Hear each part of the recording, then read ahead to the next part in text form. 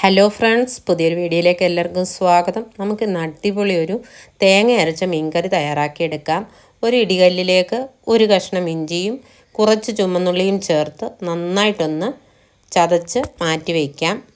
പിന്നെ അരപ്പിനു വേണ്ടി അരമുറി തേങ്ങയും 1.5 ടീസ്പൂൺ കാശ്മീരി മുളക് പൊടിയും 1/4 ടീസ്പൂൺ മഞ്ഞൾപ്പൊടിയും ഒരല്പം കുരുമുളകും ചേർത്ത് നന്നായിട്ടൊന്ന് അരച്ച് ഇതേപോലെ അതും മാറ്റി വയ്ക്കാം.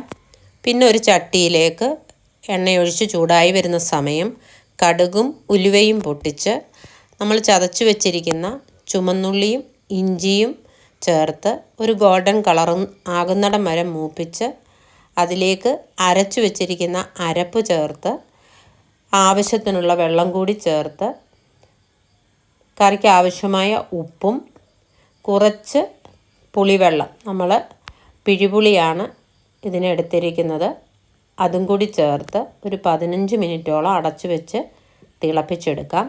അതിനുശേഷം കഴുകി വെച്ചിരിക്കുന്ന മീൻ കഷ്ണങ്ങൾ ഓരോന്നും ചേർത്ത് വീണ്ടും ഒരു 10 മിനിറ്റ് കൂടി അടച്ചു വയ്ക്കാം.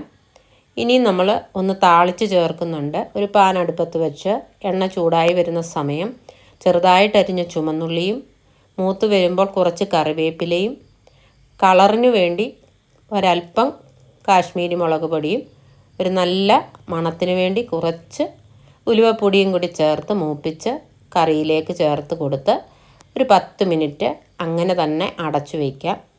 അതിന് ശേഷം നമുക്ക് സെർവ് ചെയ്യാവുന്നതാണ്. അടിപൊളി മീൻകറിയാണ്, ഉണ്ടാക്കാൻ വളരെ എളുപ്പമാണ്.